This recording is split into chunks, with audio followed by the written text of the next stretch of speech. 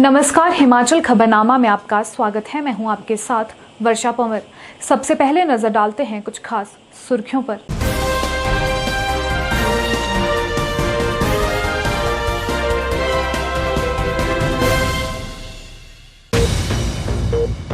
मुख्यमंत्री जयराम ठाकुर ने शिमला जिला के कोटखाई और जुब्बल में एसडीएम कार्यालय खोलने की घोषणा।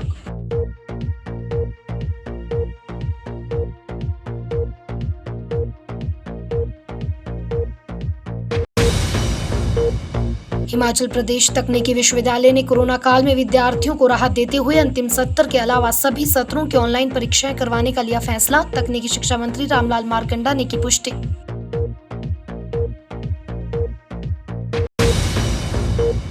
जुब्बल कोटखाई विधानसभा क्षेत्र के पूर्व में रहे कांग्रेसी विधायक रोहित ठाकुर ने भाजपा सरकार पर बोला हमला। जुब्बल कोटखाई क्षेत्र के साथ भेदभाव करने का लगाया आरोप।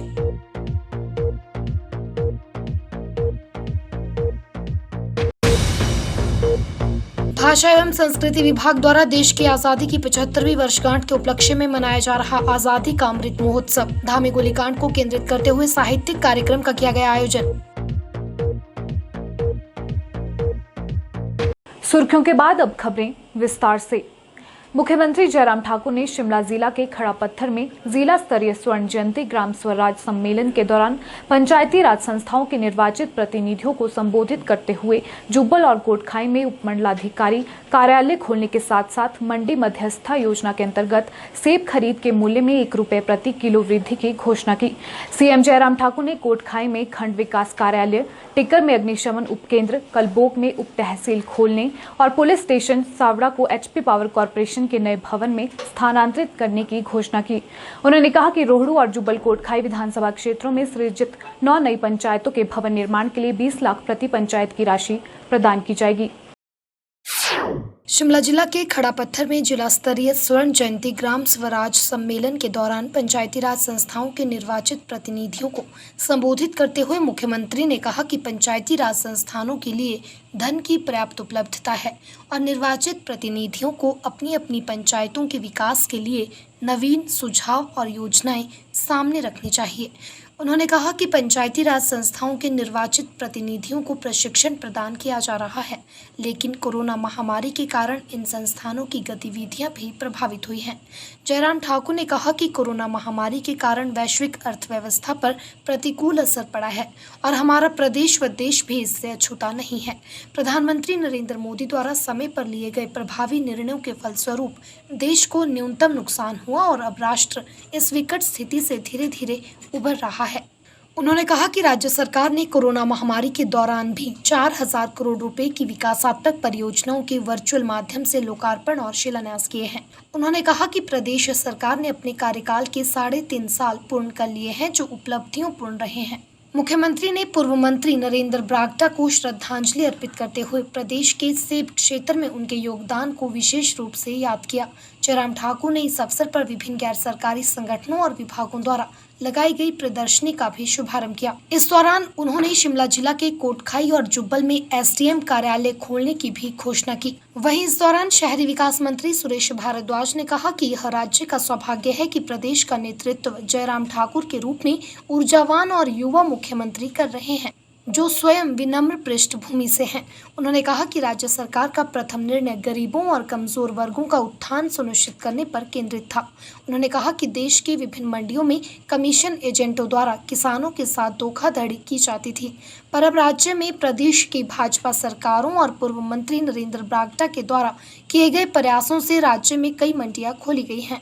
उन्होंने कहा कि रोहडू के मेहंदली और शिमला के भट्टाकुफर में फल एवं सब्जी मंडियों के निर्माण के लिए इस वर्ष 20 करोड़ रुपए प्रदान किए गए हैं। उन्होंने मुख्यमंत्री से बागवानों की सुविधा के लिए MIS के तहत सेब का न्यूनतम समर्थन मूल्य बढ़ाने का आग्रह किया। वहीं इस दौरान ग्रामीण विकास एवं पंचायती राज मंत्री वीरेंद्र कंवर ने कहा कि पंचायती राज संस्थाएं लोकतंत्र की जमीनी स्तर की संस्थाएं हैं और राज्य सरकार उन्हें सशक्त बनाने के लिए प्रतिबद्ध है। उन्होंने कहा कि मुख्यमंत्री जयराम ठाकुर के कुशल नेतृत्व में राज्य सरकार बागवानों के कल्याण के लिए प्रतिबद्ध है।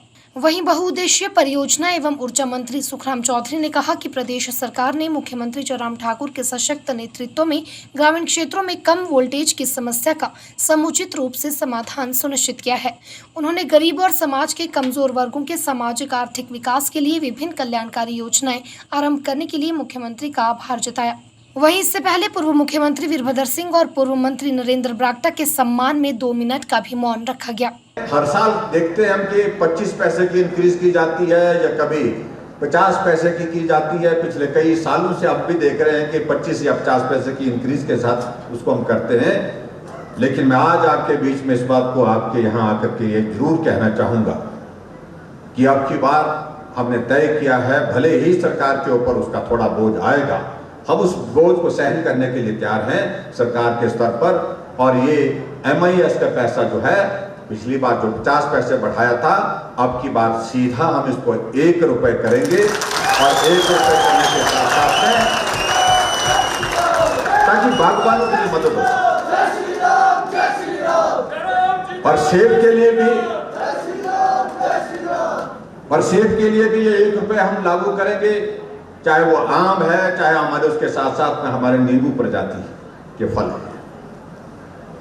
क्योंकि पूरा हिमाचल अपना है, पूरे हिमाचल के बारे में हमको सोचना है। तो हिमाचल एक है और एक होकर के हमको आगे बढ़ना है। हमारे बागवान एंटी हेल नेट का इस्तेमाल करते हैं। मेरे अपने गांव में भी हम भी उसका इस्तेमाल करते हैं ताकि सेब के ऊपर अगर ओलावृष्टि हो जाए तो सेब को नुकसान ना, फसल को नुकसान ना हो।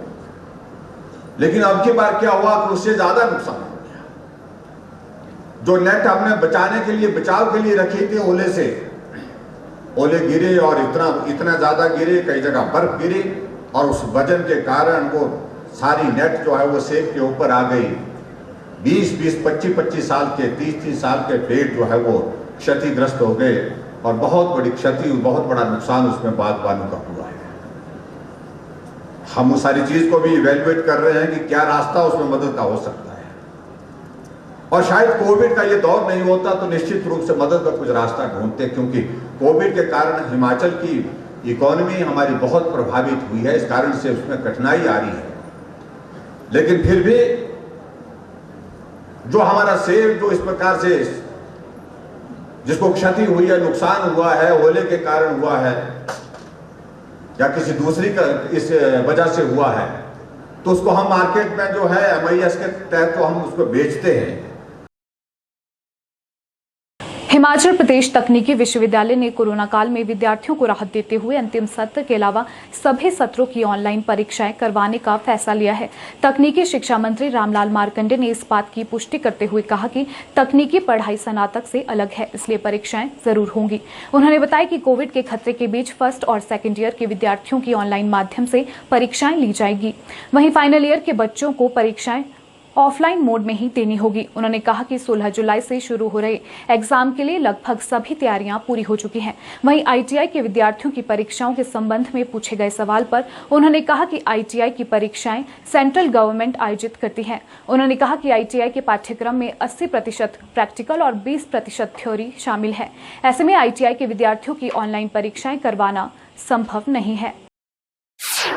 माननीय कैबिनेट में ये फैसला हुआ था कि जो हमारे कॉलेजेस हैं, कॉलेज के बच्चों को जो है प्रमोट किया जाएगा। उसी तर्ज पर हिमाचल प्रदेश के अंदर जगह जगह पर माननीय मुख्यमंत्री महोदय को जो हमारे तकनीकी शिक्षा विभाग के अंदर, चाहे वो इंजीनियरिंग कॉलेज के बच्चे थे, चाहे वो आपके भामा कॉलेज में थे, पॉलिटेक्निक कॉलेज के बच्चे, हर जगह मिलते रहे।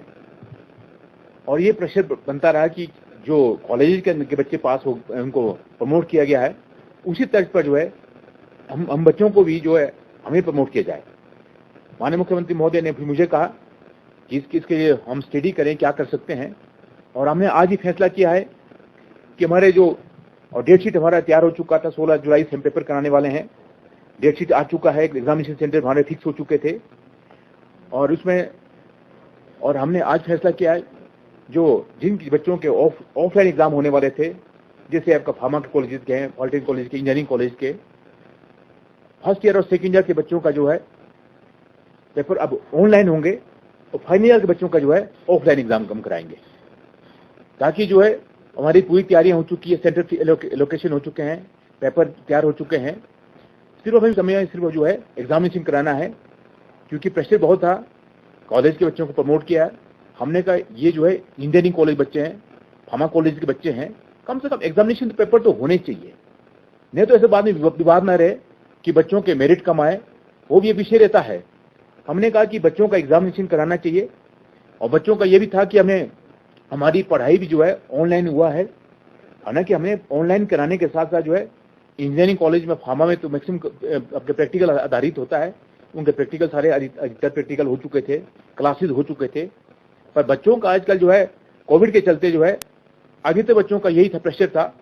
और हमने भी यही कहा, मुख्यमंत्री महोदय ने कहा कि हम चाहते हैं कि अब मैं इसके घोषणा कर रहा हूं कि जो हमारे फार्मा कॉलेज हैं, इंजीनियरिंग कॉलेजेस हैं, आपका पॉलिटेक्निक कॉलेजेस हैं, फर्स्ट ईयर और सेकेंड ईयर के बच्चों का जो है ऑनलाइन एग्जाम होंगे और फाइनल ईयर के बच्चों का जो है ऑफलाइन एग्जाम हम कराएंगे। और डेट शीट हम दे चुके हैं, पेपर तैयारियां हो चुकी है। और मैं बच्चों से कहूंगा कि बच्चे पेपरों की तैयारी करें। ITI का जो पेपर होगा, ITI जो है सेंट्रल गवर्नमेंट कराता है थ्रू आउट इंडिया। ITI के एग्जाम, ITI में 80% जो है प्रैक्टिकल होता है, तो उसमें जो है ITI के ऑनलाइन एग्जाम नहीं होते हैं, उसको ऑफलाइन एग्जाम होंगे, क्योंकि उसका प्रैक्टिकल आधारित होता है। 20% थ्योरी होता है इसमें। ITI का तो सेंट्रल गवर्नमेंट कराती है एग्जाम।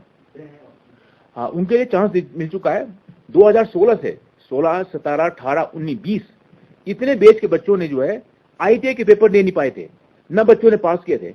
माननीय मुख्यमंत्री महोदय के नेतृत्व में जो है बिजली बोर्ड में ITI वालों को, जो आपने देखा होगा, लगभग 6000 के करीब जो है लाइनमैन के, टीम एड की पोस्टें भरी थे। उन बच्चों को जो है इलेक्ट्रिकल ट्रेड में बच्चों ने ITI किया था, उन्हें वहाँ चांस मिला।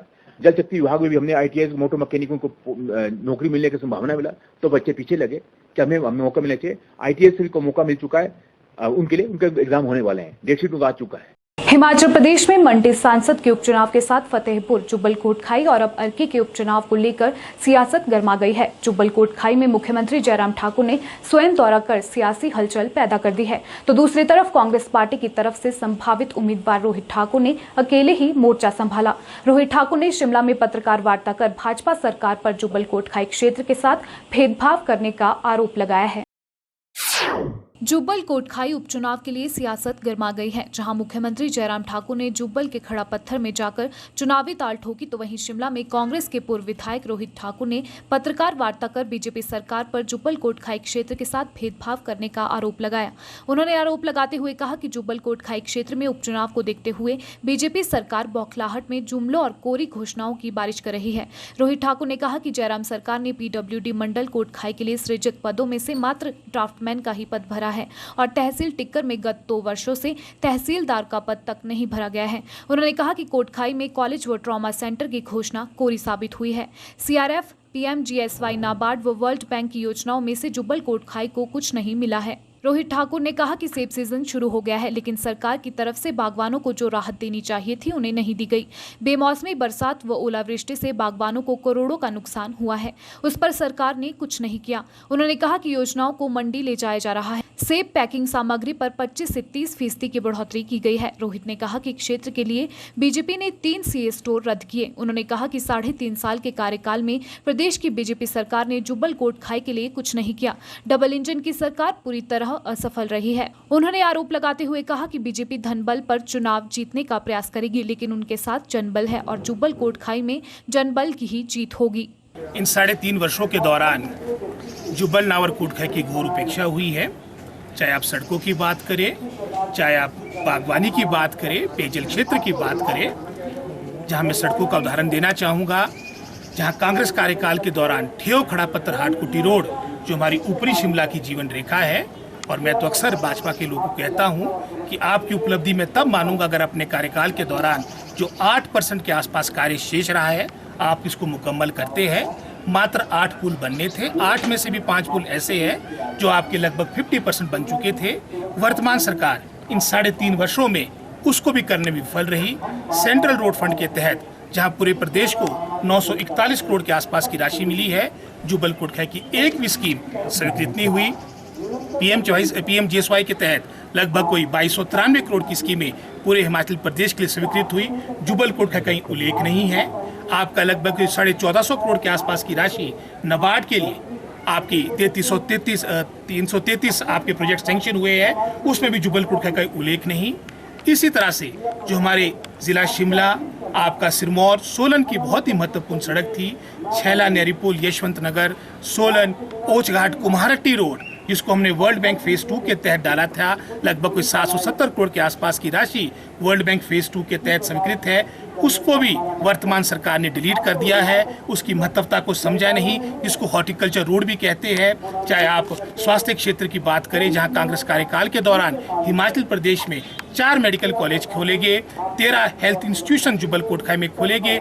वर्तमान सरकार के कार्यकाल के दौरान 17 PSCs आपकी हिमाचल प्रदेश में बंद की, जिसमें से 7 तो आपकी जुब्बल कोटखाई और जिला शिमला में है, जो दर्शाता है कि कितनी घोर उपेक्षा हमारे क्षेत्र की इन 3.5 वर्षों के दौरान हुई।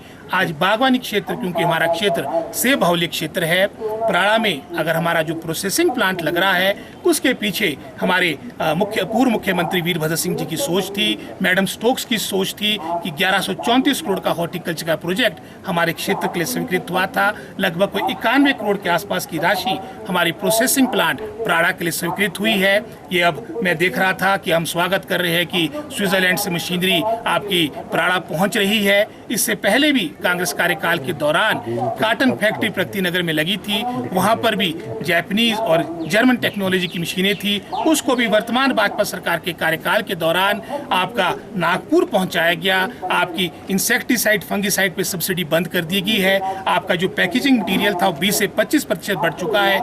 हर तरह से मैं समझता हूँ जनता जनार्दन को इन 3.5 वर्षों के दौरान घोर निराशा मिली है। जुब्बल नावर कोटखाई की जनता बहुत ही प्रबुद्ध है, परिपक्व है। मंत्री हमारे क्षेत्र में 1960 के दशक में बन गए थे, 1970 के दशक में मुख्यमंत्री बन गए थे, और आज वो मैं समझता हूँ अपनी एज टूरिस्ट हमारे क्षेत्र में आ रहे हैं। जनता जनार्दन समझती है कि पिछले वर्ष भी आप अक्टूबर 2020 में आए थे। ये जो घोषणाएं अब कर रहे हैं आप, ये पिछले वर्ष भी कर सकते थे, क्योंकि अब चुनाव को मात्र कुछ दिन या महीना शेष रह गया है। तो सब समझते हैं, जनता मैं समझता हूँ भ्रमित होने वाली नहीं है, जनता सब समझती है।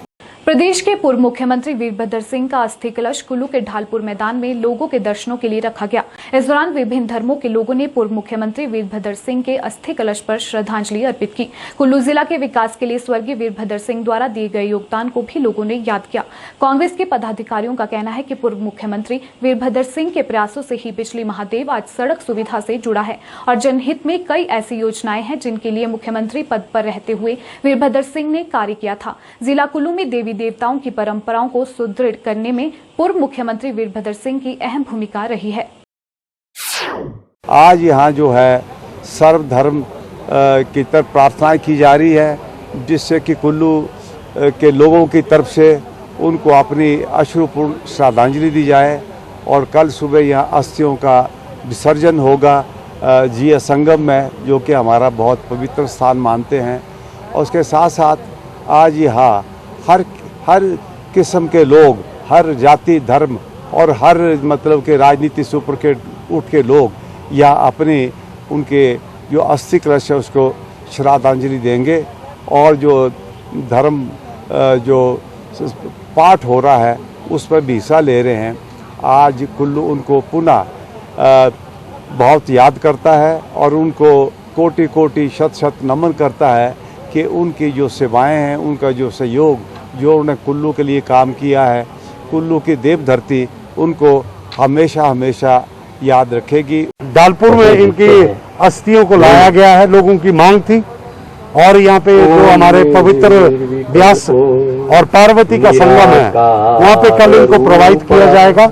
आज दिन भर सर्वधर्म, जिसमें कि हमारे जो है हिंदू, मुस्लिम, सिख, ईसाई, जैन सभी लोग यहाँ पे आने वाले हैं और सारे अपने आत्मा की शांति के लिए अपने धर्मों के मुताबिक वो जो है अपना यहाँ पे जो भी होगा वो करेंगे, ताकि भगवान प्रभु से हम यही उम्मीद करते हैं कि जैसे लोकप्रिय, जैसे लोगों के दिलों में राज उन्होंने यहाँ किया है, ऐसा ही राज वो स्वर्ग में भी करें।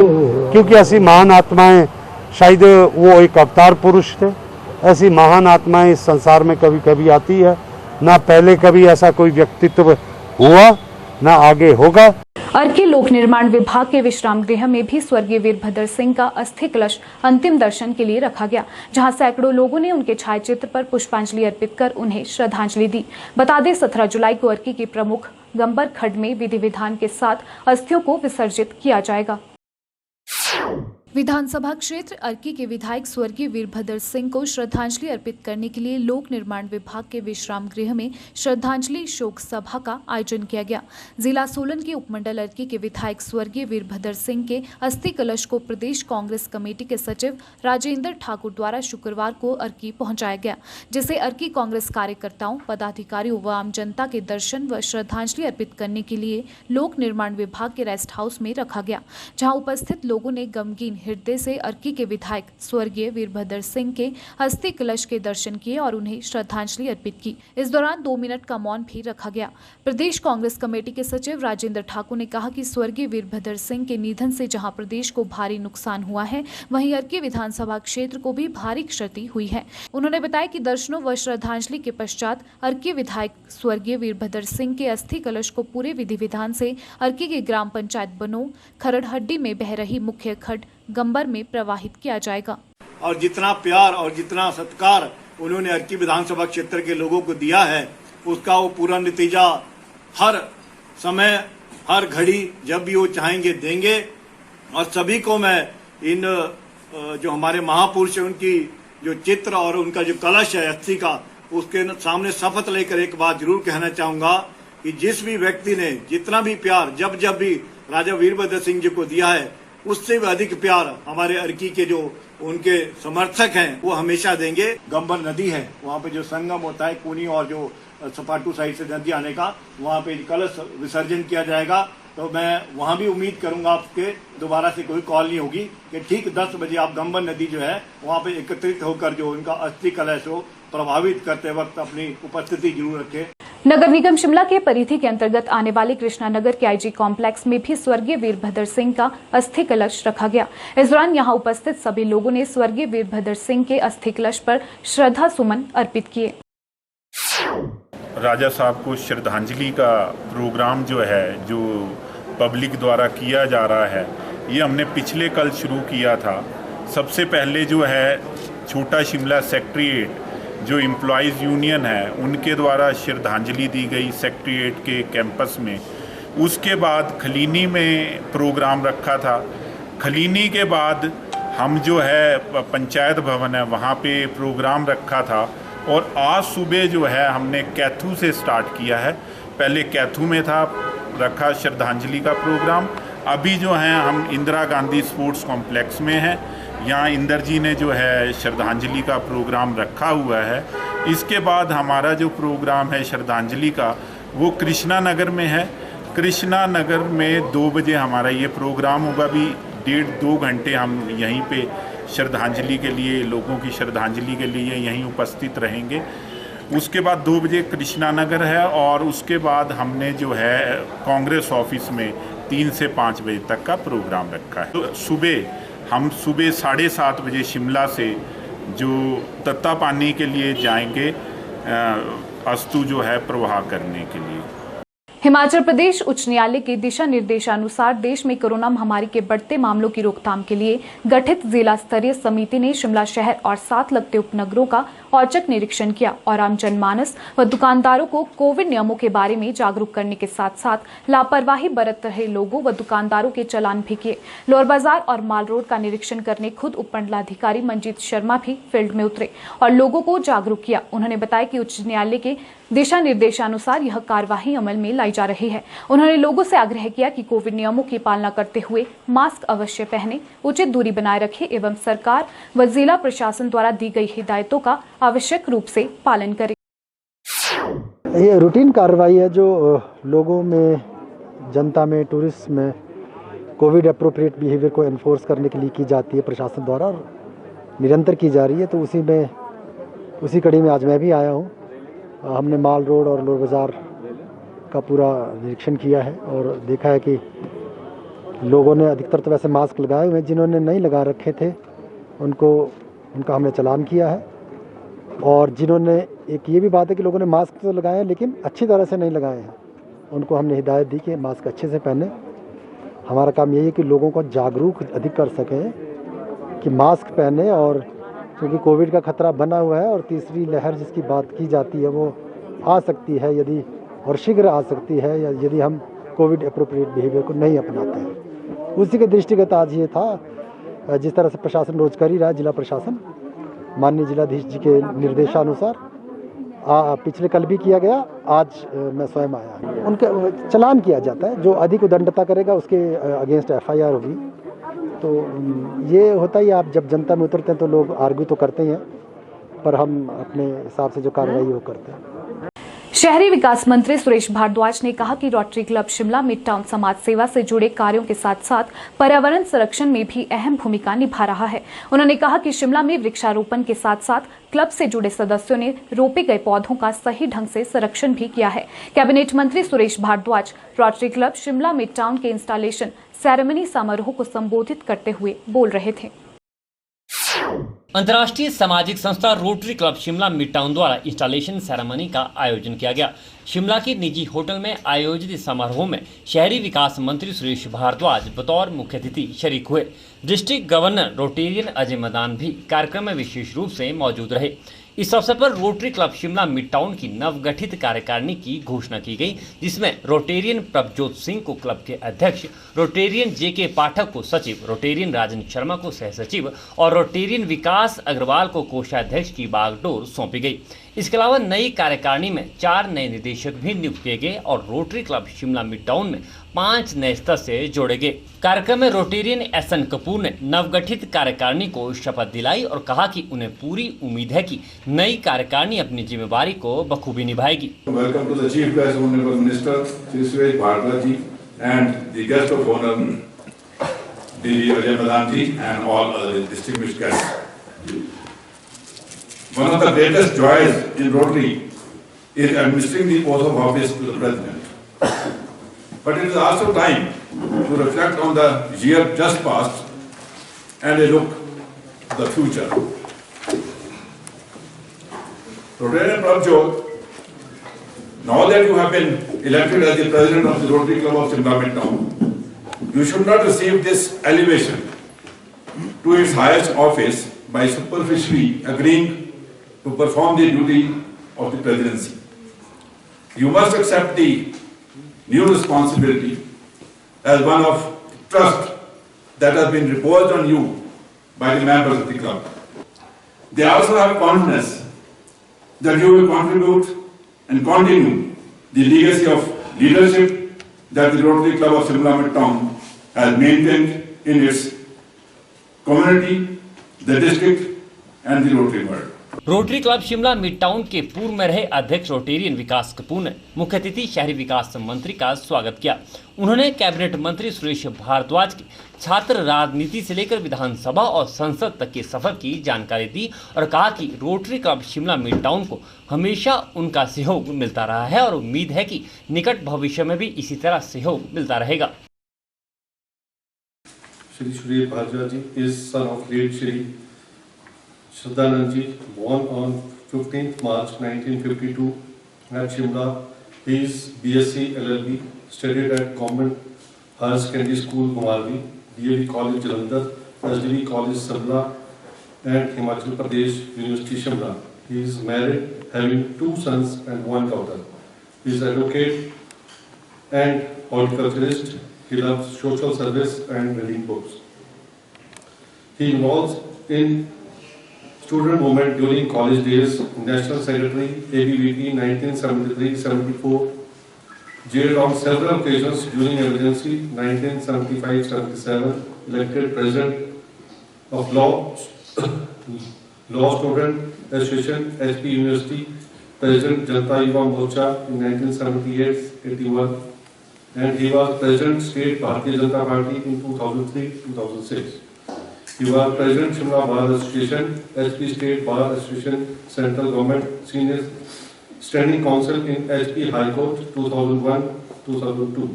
Member State Transport Authority 1979-80.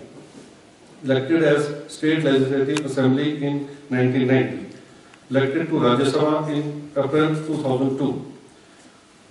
Re-elected to State Assembly in December 2000 7 and 2012.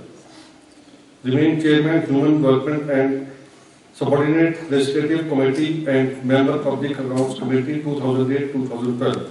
Re-elected to the 13th Vidhan Sabha 4th term in December 2017 and elected into Council of Ministers as Education Minister along with portfolio of Higher Education, Elementary Education, Law and Parliamentary Affairs on 27 December 2017.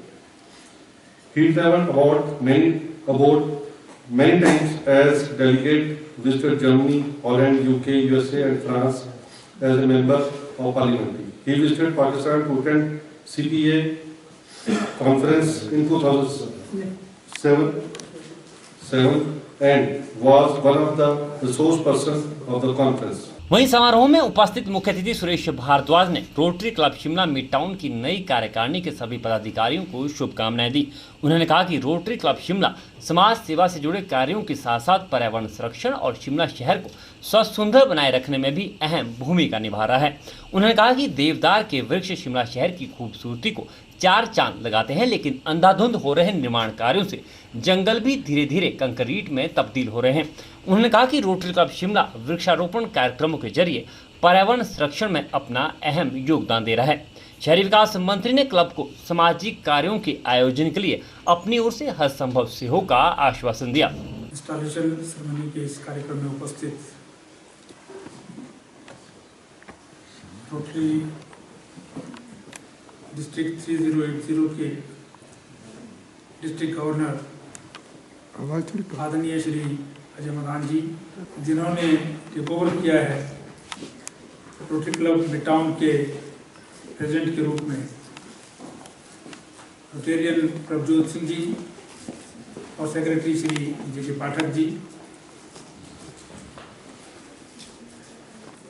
यहाँ पर शिमला के सभी वरिष्ठ Rotarians और जो आज कुछ नए सदस्य इसमें इंडक्ट हुए हैं, उपस्थित भाइयों और बहनों, श्री प्रभजोत सिंह जी को रोटरी क्लब मिड टाउन के प्रेसिडेंट के रूप में आज टेक ओवर करने पर बहुत बहुत बधाई दें, क्योंकि ये बहुत चैलेंजिंग काम है इस कोविड-19 की स्थिति में।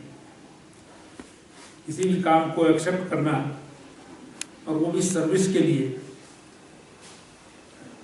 ये बहुत आसान काम नहीं है, क्योंकि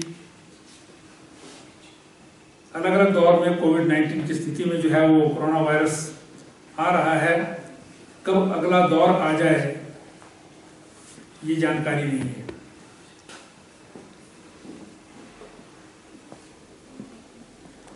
इनके पिताश्री भी यहाँ पर हैं, मामा जी भी यहाँ पर हैं, इनको भी मैं बहुत बहुत बधाई देता हूँ, क्योंकि ह्यूमैनिटी की सेवा करने का कार्य हाथ में जो है वो कोई ऑर्डिनरी व्यक्ति नहीं ले सकता। अपना काम करने के लिए तो सभी काम करते हैं, बिजनेस भी करते हैं, कोई और प्रोफेशन भी करते हैं, नौकरी भी करते हैं, लेकिन आम गरीब व्यक्ति की समाज की सेवा का कार्य करने का जज्बा जो है वो बहुत कम लोगों में होता है, और अधिकांश जो है वो इसी भावना के साथ रोटरी क्लब में शामिल होते हैं, और उसमें भी जो इस कार्य को अच्छी प्रकार से कर सकता है उसे आप अपने में से जो है वो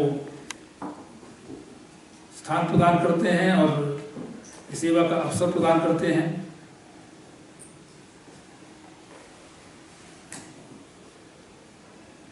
कोविड-19 की स्थिति हमने जो है वो जो यहाँ बैठे हैं किसी ने भी कभी देखी नहीं थी।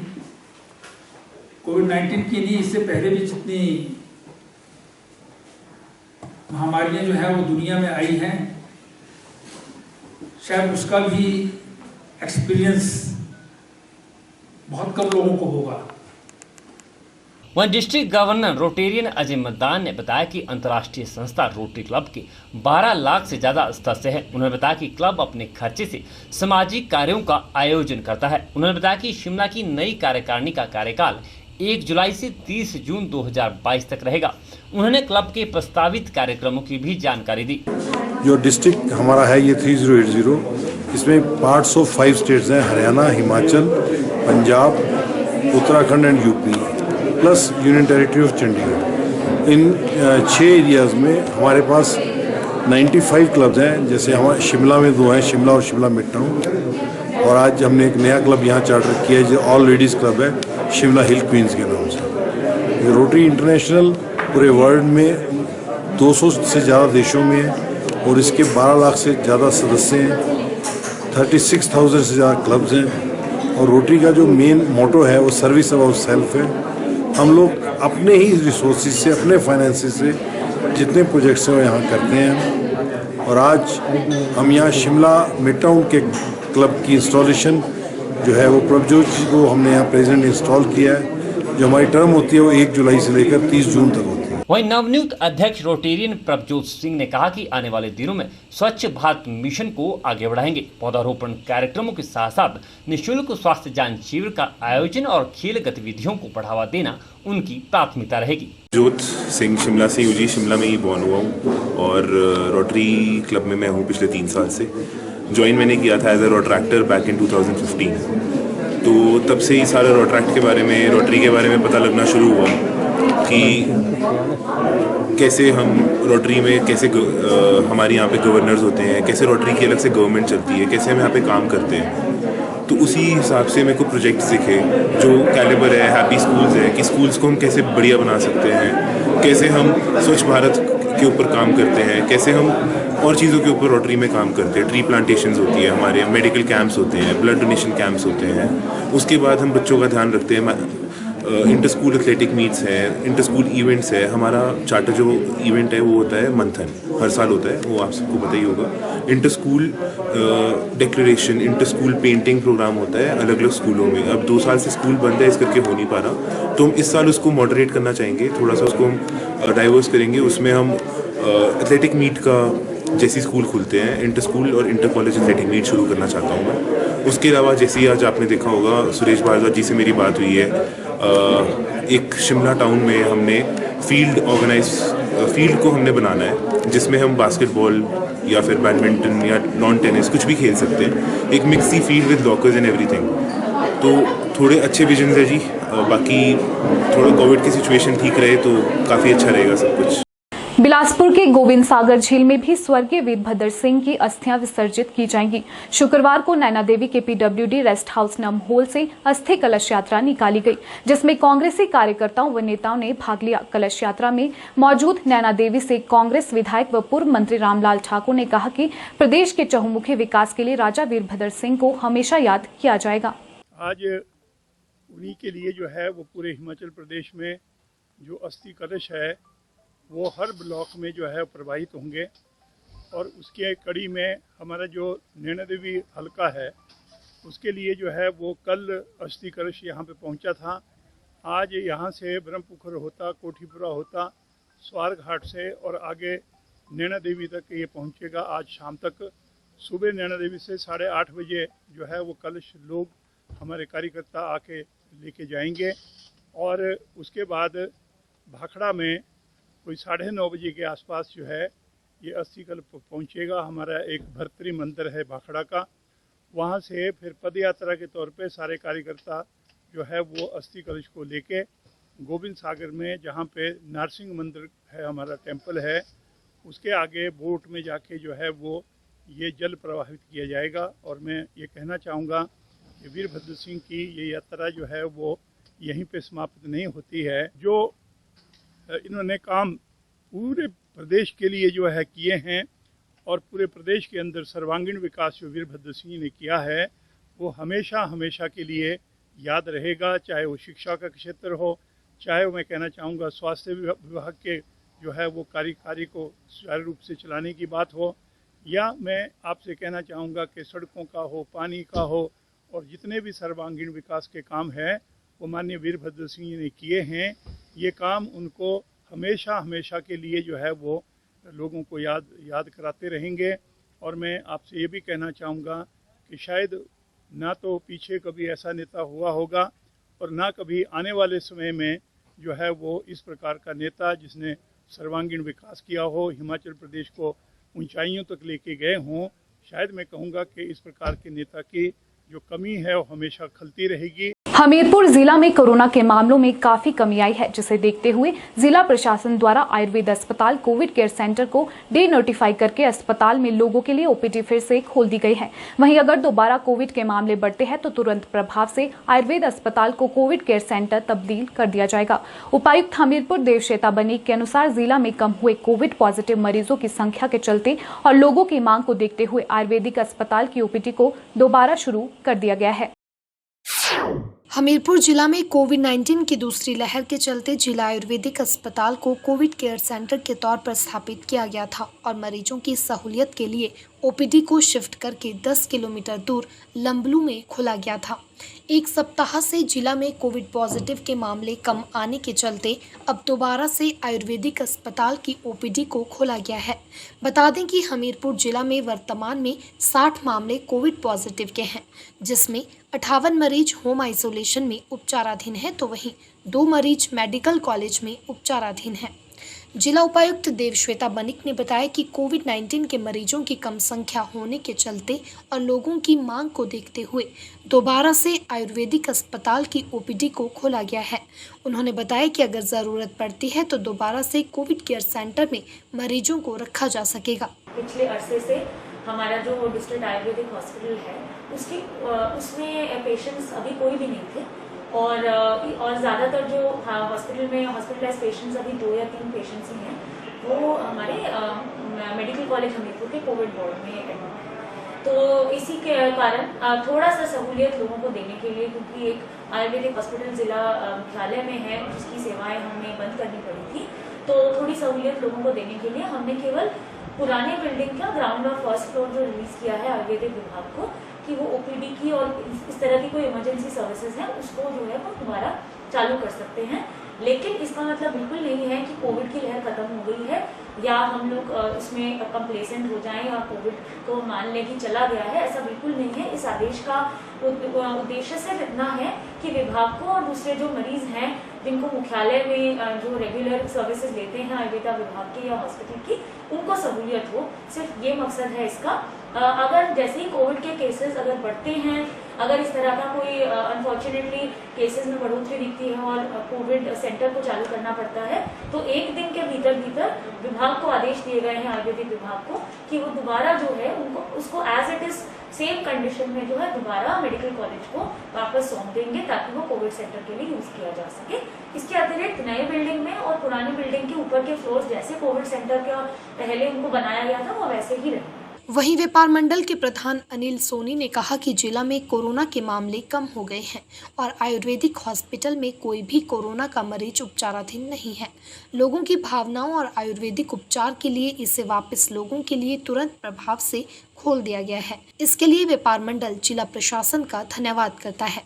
आयुर्वेदिक हॉस्पिटल की सेवाएं जो कोविड काल के दौरान अपनी कोरोना के लिए Covid care centre Ayurvedic hospital को बनाया गया था, तो अब जबकि कोरोना के केसेस बहुत ज़्यादा कम हो गए हैं और आयुर्वेदिक हॉस्पिटल के जो परिसर है उसमें कोई भी हमारा कोरोना का मरीज़ वहाँ पे दाखिल नहीं है, तो हम उम्मीद करते हैं कि अपना आगे भी कोविड के जो केसेस हैं वो कम ही होंगे। तो इस संदर्भ में हम डीसी महोदय को 7 जुलाई को मिलने गए थे और उनसे हमने ये गुजारिश की थी कि आयुर्वेदिक हॉस्पिटल की जो सेवाएं हैं वो लोगों के लिए बहाल की जाएं। तो उस पर संज्ञान लेते हुए मैडम डीसी ने आदेश जारी कर दिए हैं 14 जुलाई को कि आयुर्वेदिक हॉस्पिटल की जो सेवाएं हैं वो लोगों के लिए उन्होंने बहाल करने के ऑर्डर दे दिए हैं विद इमीडिएट इफेक्ट। और उसमें मैं डीसी महोदय का तहे दिल से आभार प्रकट करना चाहता हूँ कि जिन्होंने हमारी प्रार्थना पे ये गौर किया और हमारे हमीरपुर के लोगों की जो ज़रूरत थी उसको पूरा करने के लिए उन्होंने आदेश जारी किए हैं। इसके लिए मैं अपने सहयोगियों सीनियर सिटीजन काउंसिल के जो हमारे पदाधिकारी हैं उनका और शहर के समस्त लोगों की तरफ से मैं डीसी महोदय का एक बार फिर से आपके माध्यम से मैं धन्यवाद करना चाहता हूँ। हमीरपुर के ऐतिहासिक गांधी चौक पर पूर्व मुख्यमंत्री वीरभद्र सिंह का अस्थि कलश रखा गया। इस मौके पर कांग्रेस और आम जनता ने पूर्व सीएम वीरभद्र सिंह को पुष्पांजलि अर्पित की। हमीरपुर जिला के तहत 5 ब्लॉक में पराक्रम प्रवाह कार्यक्रम के तहत कांग्रेस कार्यकर्ता पूर्व मुख्यमंत्री वीरभद्र सिंह की अस्थि कलश यात्रा में शामिल होंगे और आम लोग भी उन्हें पुष्पांजलि अर्पित कर सकेंगे। पूर्व मुख्यमंत्री वीरभद्र सिंह की कलश महामानव यात्रा हमीरपुर में गांधी चौक से शुरू की गई। इस अवसर पर जिला कांग्रेस अध्यक्ष राजेंद्र जार ने बताया कि हमीरपुर, सुजानपुर और नादौन के कलश को व्यास नदी में विसर्जित किया जाएगा और बड़सर के मानखड़ में और भोरंज की सिरखड़ में कलश को प्रवाहित किया जाएगा। उन्होंने कहा कि प्रदेश में कांग्रेस पार्टी को संगठित करने में पूर्व सीएम वीरभद्र सिंह की अहम भूमिका रही है।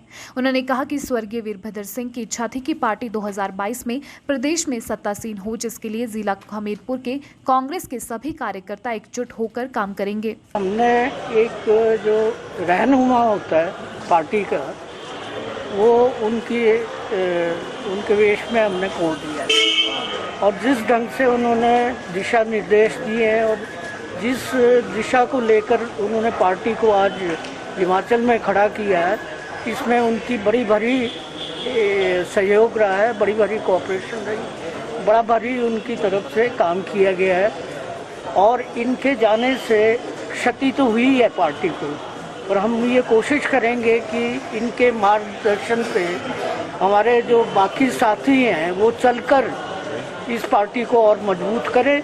और जैसा कि राजा साहब का एक मिशन था, आखिरी मिशन था कि वो कांग्रेस पार्टी को 2022 के इलेक्शन में सत्ता में देखना चाहते थे, उस मिशन को लेकर पूरी पार्टी चली है। हम भी यहाँ जिला में उनके इस मिशन को पूरा करेंगे। बोरंज का वहीं कर रहे हैं, वो सीर नदी है उसमें कर रहे हैं, जहाँ संगम है उनका जी। और ये कर रहे हैं मानखड़ में, जो बड़सर वाले नहीं, बड़सर वाले जी। ये तो डेफिनेटली उसी में करेंगे। प्रदेश कांग्रेस उपाध्यक्ष एवं पूर्व विधायक अनीता वर्मा ने कहा कि स्वर्गीय वीरभद्र सिंह के स्वर्ग सिधार जाने से पार्टी के साथ साथ सभी नेताओं को उनकी कमी खलती रहेगी।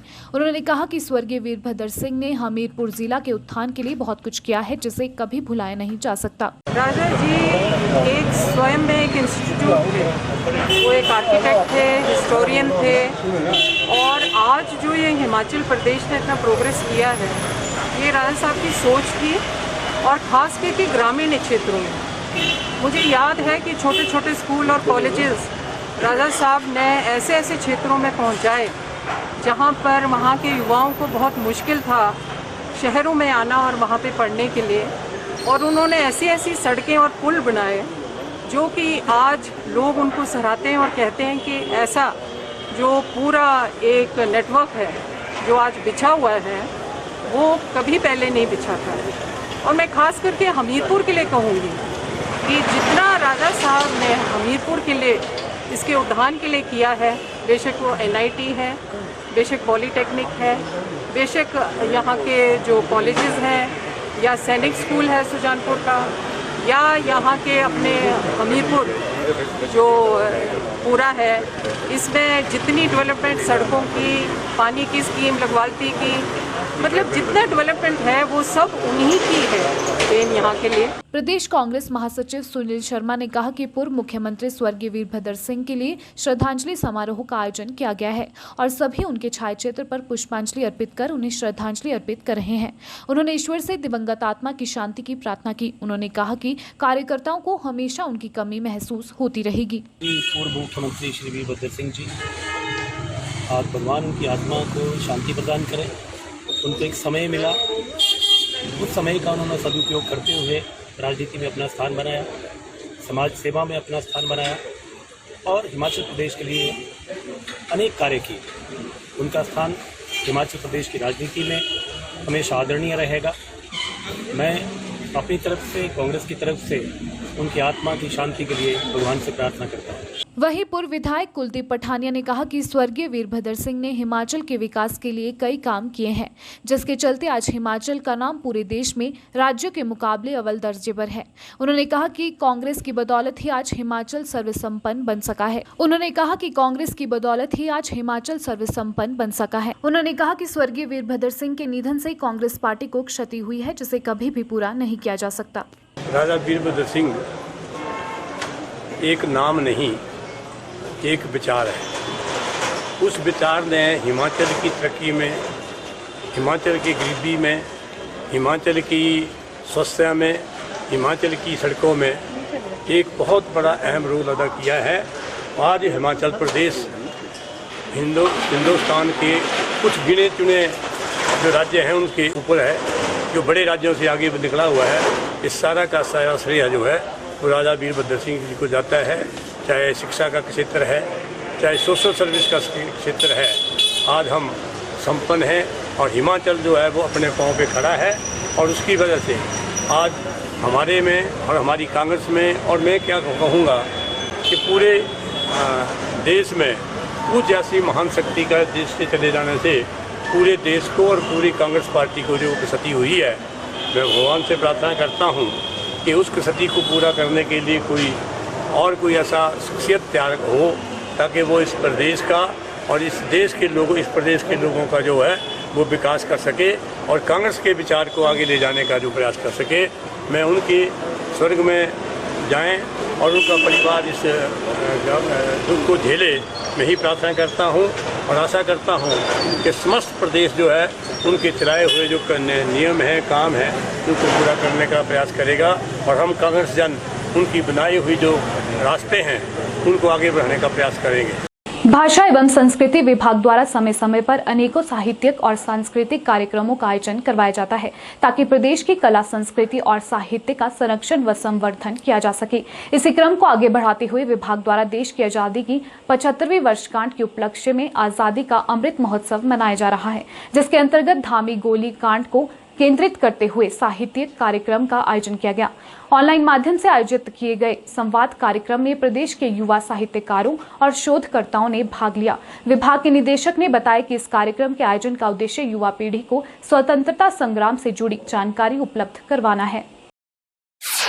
विभाग द्वारा जो आज़ादी का अमृत महोत्सव के नाम से जो हमारी स्वतंत्रता के 75वें वर्ष से जुड़ी हुई बहुत सारी गतिविधियां की जा रही हैं, उसी की श्रृंखला में आज धामी गोलीकांड के संबंध में एक संवाद कार्यक्रम ऑनलाइन आयोजित किया जा रहा है, जिसमें हमारे प्रदेश भर से बहुत से युवा साहित्यकार और शोधार्थी जुड़े हैं।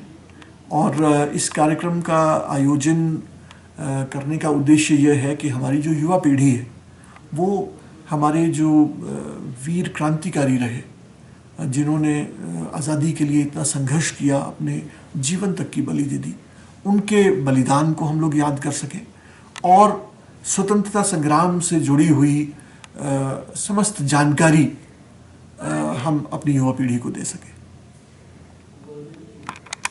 तो यही रहेगा कि विभाग समय समय पर अपने कार्यक्रम कोविड होने करके ऑनलाइन बेसिस पे कर रहा है। हमारी पूरा प्रयास है कि फिजिकली चाहे हम कार्यक्रम नहीं भी करवा पा रहे हैं, वैसे हमारा प्रयास रहेगा कि आने वाले समय में कुछ कार्यक्रम हम कोविड के सारे नॉर्म्स की अनुपालना करते हुए करवाएं। लेकिन उसके साथ साथ हम लोग ऑनलाइन जो कार्यक्रम करवा रहे हैं, विभाग द्वारा करवाए जा रहे हैं, सब लोग उनके साथ जुड़े और साहित्य का संवर्धन हो, उसका प्रचार प्रसार हो, ये प्रयास रहेगा। अखिल भारतीय विद्यार्थी परिषद देश की आजादी की 75वीं वर्षगांठ के उपलक्ष्य पर प्रदेश भर में बड़े कार्यक्रम का आयोजन करने जा रहा है। इस कार्यक्रम के तहत हिमाचल प्रदेश के 7500 गांव में राष्ट्रीय ध्वज फहराया जाएगा। 15 अगस्त के दिन सुबह 10 बजे राष्ट्रीय ध्वज फहराने के साथ राष्ट्रीय गान गाकर भारत माँ के जय घोष के साथ भारत माता के वीर सपूतों को याद करते हुए कार्यक्रम का आयोजन होगा। भारत इस साल आज़ादी की 75वीं वर्षगांठ मनाने जा रहा है, जहां एक और सरकार की ओर से वर्षगांठ को यादगार बनाने की कोशिश की जा रही है, तो वहीं छात्र संगठन भी इस कार्य में अग्रणी भूमिका निभा रहे हैं।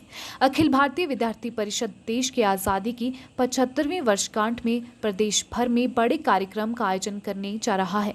इस कार्यक्रम के तहत हिमाचल प्रदेश के 7500 गाँव में राष्ट्रध्वज फहराया जाएगा। 15 अगस्त के दिन सुबह 10 बजे राष्ट्रध्वज फहराने के साथ राष्ट्रगान कर भारत माँ के जय घोष के साथ कार्यक्रम का आयोजन होगा। इसमें अन्य लोगों को भी शामिल करने की योजना है। अखिल भारतीय विद्यार्थी परिषद ने इसके लिए प्रदेश भर में संयोजकों की भी नियुक्ति की है। एबीवीपी हिमाचल प्रदेश के प्रांत मंत्री विशाल वर्मा ने कहा कि देश को गुलामी की जंजीरों से मुक्त कराने के लिए असंख्य वीरों ने स्वतंत्रता संग्राम में संघर्ष किया। इसी के परिणाम स्वरूप देश की आज़ादी का सपना साकार हुआ। इन सब बलिदानों को याद करते हुए आज़ादी के 75 वर्षों का एहसास देश के लिए ऐतिहासिक है।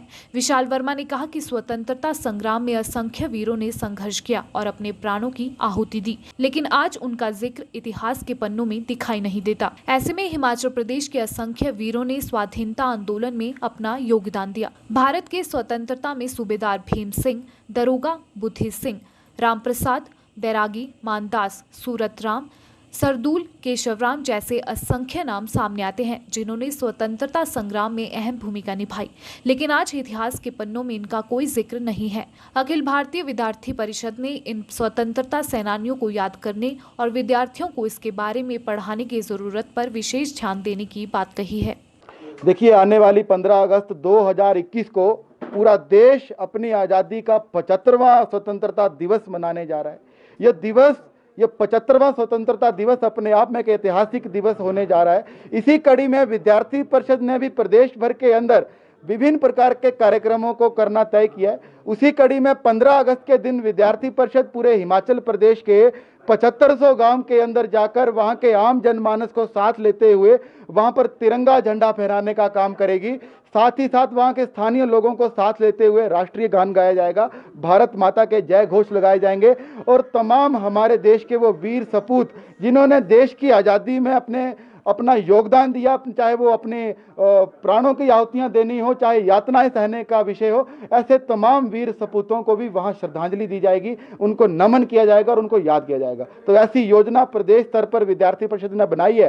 तो 15 अगस्त को 75वें स्थापना दिवस के उपलक्ष्य पर 7500 गांव के अंदर हमारा तिरंगा झंडा फहराया जाएगा। हमारा यही संदेश है कि जो हमारे देश के महान विरासत, जो हमारे देश का गौरवशाली संघर्ष, गौरवशाली इतिहास रहा है, जिन वीर पुरुषों ने इस देश की आज़ादी के लिए अपना प्राणों का निछावर किया है, हम उनकी कुर्बानियों को याद रखें और उन कुर्बानियों को केवल अपने तक ही ना रखें बल्कि आने वाली पीढ़ी तक भी उसको पहुंचाएं, ताकि उनको भी ये पता चले कि जो जिस आज़ादी का अंदर हम आज रह रहे हैं वो आज़ादी किन लोगों के बदौलत आई है। तो उन सभी महापुरुषों को हम हमेशा अपने दिलों में संजो कर रखें, यही मैं कहना चाहता हूँ। धर्मशाला में आयोजित प्रेस वार्ता के दौरान द्रोणाचार्य पीजी कॉलेज रैत के टेक्निकल एंड प्लेसमेंट सेल की संयोजक मेघना पठानिया ने कहा कि कोरोना महामारी के दौरान जिन बच्चों ने अपने माता पिता को खो दिया है, उन बच्चों के लिए द्रोणाचार्य शिक्षण स्नातकोत्तर महाविद्यालय रैत द्वारा निःशुल्क शिक्षा का प्रावधान किया जाएगा।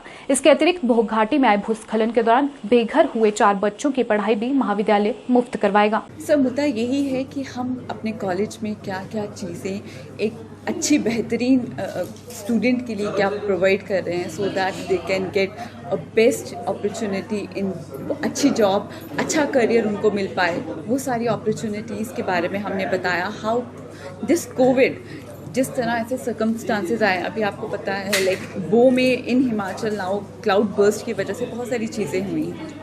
So many of us, one of our students, Sahil, he is a third year student and his house, he also lost his house. उसका भी घर due to this चला गया है। तो we are helping those students and others also so that they could not, उनको इस वजह से, इस कोविड सिचुएशंस की वजह से उनकी पढ़ाई में कहीं दिक्कत ना आ पाए। हम उनको हर अपॉर्चुनिटी, जो बच्चा छोटा है फ्रॉम क्लास 10th टू, हम उनको भी एक काउंसलिंग प्रोवाइड करवाते हैं सो दैट बच्चे को पता चले कि हमें करियर में कैसे आगे बढ़ना है, हम उस करियर को कैसे चूज़ कर सकते हैं, हमें कौन सी स्ट्रीम है जो हमारे लिए एक सक्सेसफुल बन बन सकती है. So we have other many programs because I'm also an international certified career counselor. So we have 2-3 programs with us, like for example Mindler, जैसे हमने अभी प्रेस कॉन्फ्रेंस में बताया. We have DMIT, we have Brain Science.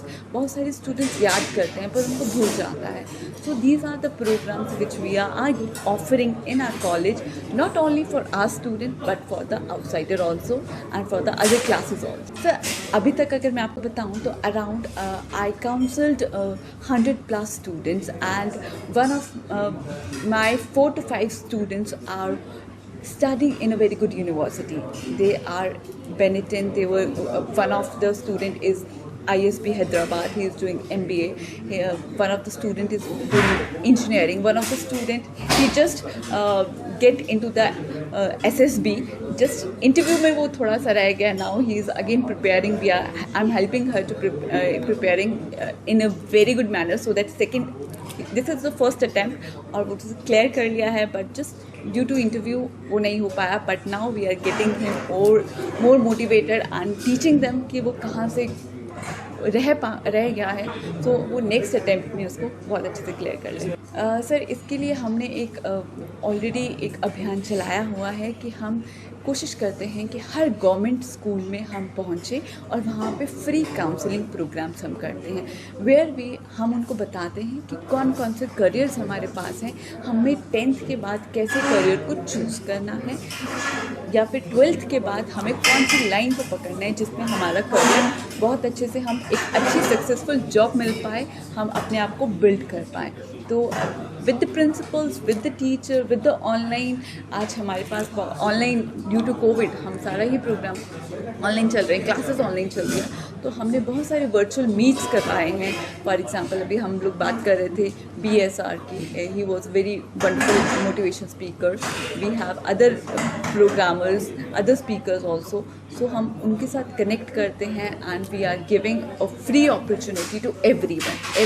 Anyone can join in. So many of the students get this opportunity और वो लोग हमें approach करते हैं. कोविड-19 के चलते साल 2020 के शुरुआत से ही प्रदेश में शिक्षण संस्थान बंद है. ऐसे में SMC के अंतर्गत तैनात सफाई कर्मचारियों को बीते 1.5 साल से वेतन नहीं मिल रहा है, जिसके चलते मंडी जिला के SMC सफाई कर्मचारियों के एक प्रतिनिधि मंडल ने मुख्यमंत्री जयराम ठाकुर से मुलाकात की.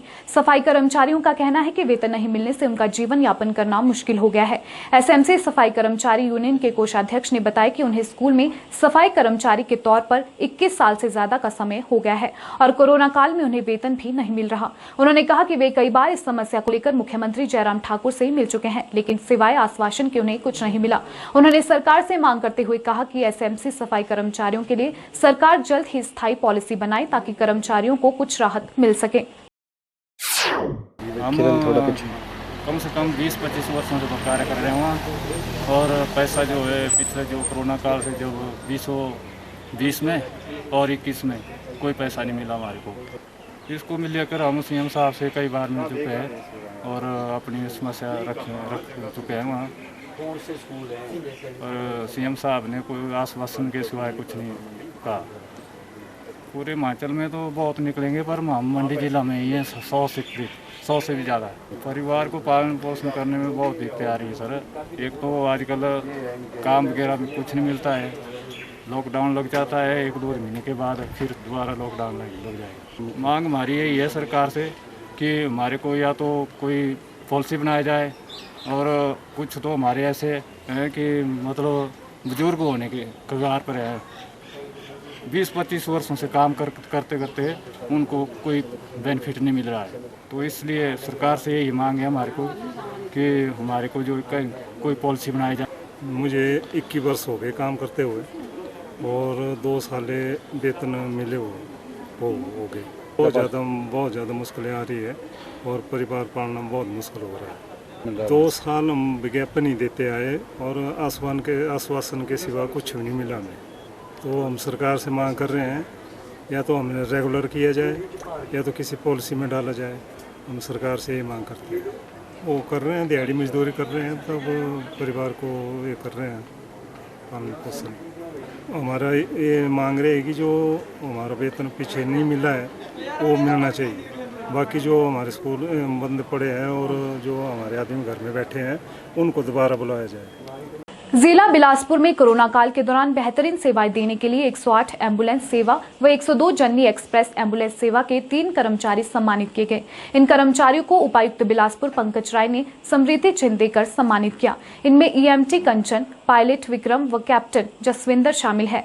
जीवीके ईएमआरआई के जिला प्रभारी राहुल वर्मा ने बताया कि जिला बिलासपुर में सभी कर्मचारियों ने कोविड-19 के दौरान बेहतरीन कार्य किया है, लेकिन इन 3 कर्मचारियों का कार्य सबसे बेहतर रहा है। उन्होंने बताया कि 108 एम्बुलेंस के माध्यम से अब तक 2627 कोविड संक्रमितों को अस्पताल पहुंचाया गया है, जबकि 102 एम्बुलेंस के माध्यम से अब तक कुल 5686 सैंपल एकत्रित किए जा चुके हैं। डीसी ऑफिस में जो हमारे 108 और 102 के कर्मचारी हैं, जिन्होंने कोरोना काल में अपनी बहुत अच्छी सेवाएं दी हैं, उनको आज डीसी साहब के हाथों सम्मानित किया गया। अभी तक जिला बिलासपुर में जो कोविड के केसेस 108 द्वारा किए गए हैं, उनकी संख्या है 2628 और जो स्वस्थ होकर कोविड केयर सेंटर से घर गए हैं 102 के द्वारा, उनकी संख्या है 468। और जो हमारे कोविड केयर सेंटर जो हमारी 102 जो हमारी सैम्पलिंग एम्बुलेंस है, उसके द्वारा जो अब तक कोविड काल में जो सैंपल कलेक्ट किए गए, उनकी संख्या है 5686। तो आज जो हमारे स्टाफ है, वैसे पूरे जिला बिलासपुर और पूरे हिमाचल के जो 108 और 102 के कर्मचारी हैं, उन्होंने अपने लगन से काम किया है। परंतु जो हमारे 3 परफॉर्मेंस टॉप रहे, जिन्होंने अपनी ज़्यादा सेवाएं हमारी कोविड काल में दी है, जिन्होंने maximum number of cases handle किए हैं, उनको आज डीसी साहब के हिमाचल खबरनामा के इस अंक में इतना ही। नमस्कार।